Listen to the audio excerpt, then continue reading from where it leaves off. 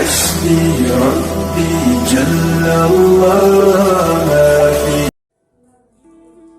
اللهم صل على محمد النبی الأمی وعلى آلہ وسلم تسلیما معزز سامعین کرام، آج کے پروگرام کے اندر ہم آپ کو خوش آمدید کہتے ہیں۔ السلام علیکم ورحمۃ اللہ وبرکاتہ۔ معزز سامعین کرام، آج ہم آپ کی خدمت کے اندر پیش کرنے جا رہے ہیں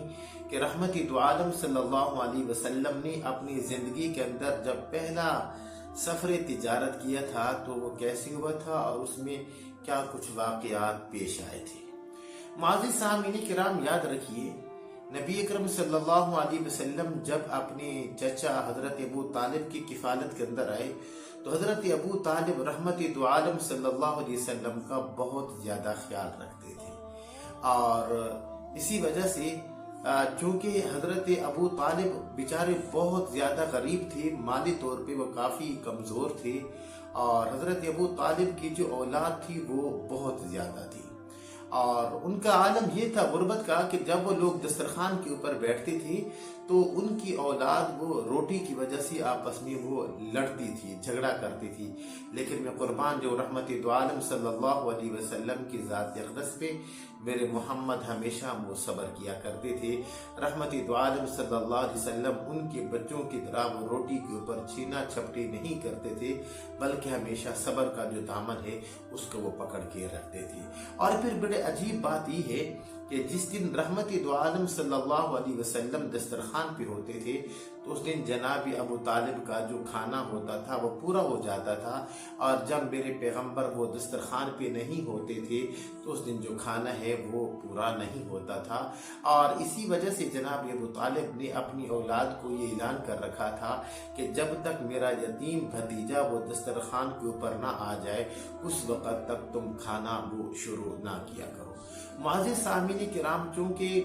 جو چچا ہوتا ہے وہ بھی ایک باپ کی قائم مقام ہوتا ہے،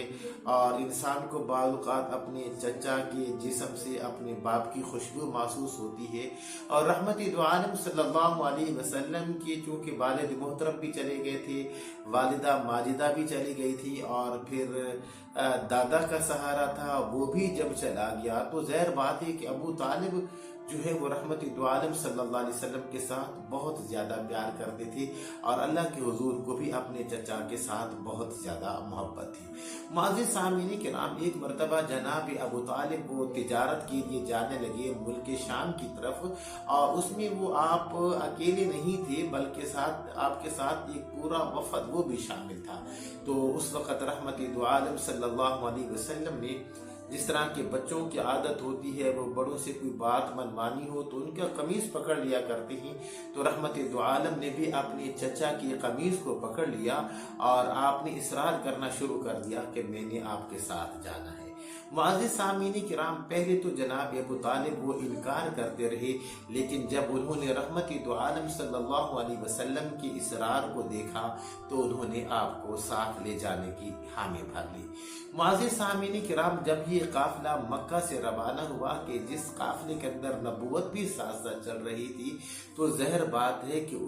وہ جو قافلہ وہ تو قابل دید ہوگا، اور جب یہ ملک شام کے اپنا سرحد پہ گئے تو وہاں پہ ایک گرجا گھر تھا، اور ساتھ میں وہ مسافر خانہ بھی بنا ہوا تھا، اور مکہ سے جتنے بھی وہ اپنا تجارتی قافلے جاتے تھے یا ملک شام سے جو قافلے آتے تھے تو وہ اس جگہ کے اوپر قیام کرتے تھے، اور کچھ دیر آرام کر کے پھر وہ آگے چل پڑتے تھے۔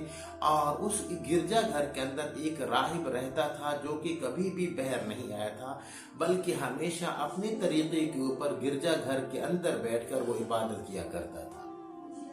معزز سامعین کرام، جب رحمت دو عالم صلی اللہ علیہ وسلم بھی ان کے ساتھ تھے تو جب آپ کا قافلہ وہاں پہ پہنچا اور وہاں پہ پڑاؤ کیا تو وہ راہب باہر نکل آیا۔ حضرت ابو طالب بڑے حیران ہوئے کہ یہ آدمی تو کبھی بھی باہر نہیں نکلا تھا، آج پتہ نہیں کیوں یہ راہب باہر نکلا ہے۔ تو اس نے کہا، اے مکہ کے قافلہ والو، اے مکہ کے لوگوں، میں نے تمہاری دعوت کرنی ہے اور تم نے میری دعوت کھا کے جانا ہے۔ تو معزز سامعین کرام، جناب ابو طالب اور حیران اور پریشان ہو گئے کہ ایک تو یہ بندہ کبھی باہر نہیں نکلا تھا، یہ راہب، اور پھر اس نے کبھی ہماری دعوت تک نہیں नहीं की थी, आज पता नहीं ये दावत क्यों कर रहा है। मुअज़्ज़िज़ सामीन किराम, जब पुरतकल्लुफ़ाना खाना तैयार हो गया तो उसने दस्तरखान के ऊपर काफिला वालों को बिठा दिया। तो उसने हजरत अबू तालिब से पूछा, चूंकि हजरत अबू तालिब उस काफिले के बड़े थे, उस काफिला के अमीर थे, तो उन्होंने पूछा कि आप मुझे ये बताएं अबू तालिब कोई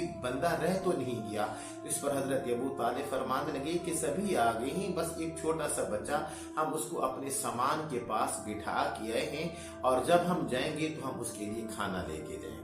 मुअज़्ज़िज़ सामीन किराम, वो जो राहिब था वो कहने लगा, अबू तालिब पहले भी तो तुम लोगों का यहाँ से गुजर होता था, मैंने कभी तुम्हारी दावत नहीं की और कभी मैं तुम्हें देखने के लिए नहीं आया। आज अगर मैंने दावत की है तो सिर्फ और सिर्फ उस बच्चे की वजह से की है, लिहाजा जाओ उस बच्चे को लेके आओ। मुअज़्ज़िज़ सामीन किराम, जब रहमत दो आलम सल्लल्लाहु अलैहि वसल्लम को बुलाने के लिए गए तो उस वक़्त वो रहब कहने लगा, ए काफिला वालों, जरा इस बच्चे की शान तो देखो कि इसके ऊपर बादलों ने साया किया हुआ है, और क्या तुम्हें अभी भी ये इस बच्चे की वो कदर मालूम नहीं हो रही कि ये बच्चा कितना ज्यादा कीमती और कितना ज्यादा शान वाला और कितनी ज्यादा बरकतों वाला है।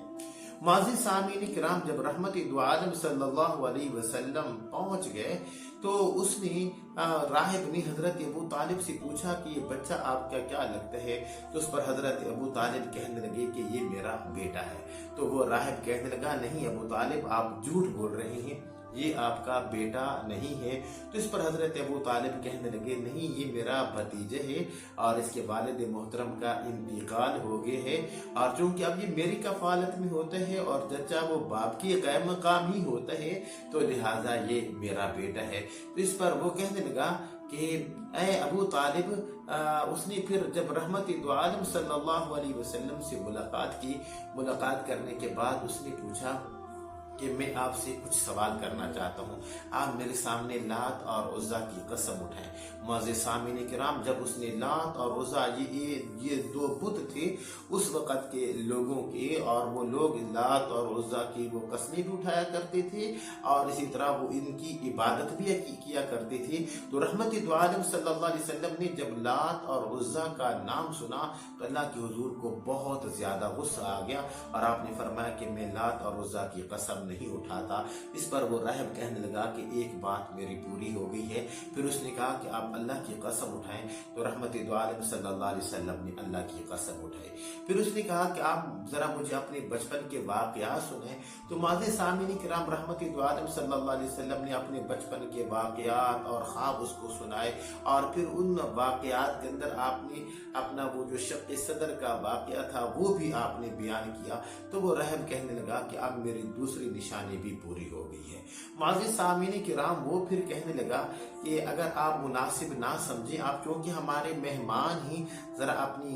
कमर मुबारक से कमीज को हटाएं। तो रहमत दो आलम सल्लल्लाहु अलैहि वसल्लम ने अपनी कमर से कमीज को हटाया तो उसने पीछे मोहर नबूवत को देखा। तो वो कहने लगा, अल्हम्दुलिल्लाह, मेरी ये तीसरी निशानी भी पूरी हो गई है। मुअज़्ज़िज़ सामीन किराम, फिर उसने कहा कि आप आजो दस्तरखान के ऊपर बैठो। तो रहमत दो आलम सल्लल्लाहु अलैहि वसल्लम जब बैठे तो उस साइड पे वो धूप थी, और खुदा का करना कि वो जो दरख्त की जो साया था वो चूंकि दूसरी जानिब था, तो अब जिस जानिब रहमत दो आलम वो धूप के अंदर बैठे थे तो उस दरख्त का जो साया था और उसकी जो टहनियाँ थी वो रहमत दो आलम सल्लल्लाहु अलैहि वसल्लम के ऊपर उन्होंने साया करना शुरू कर दिया। मुअज़्ज़िज़ सामीन किराम, इस पर वो कहने लगा,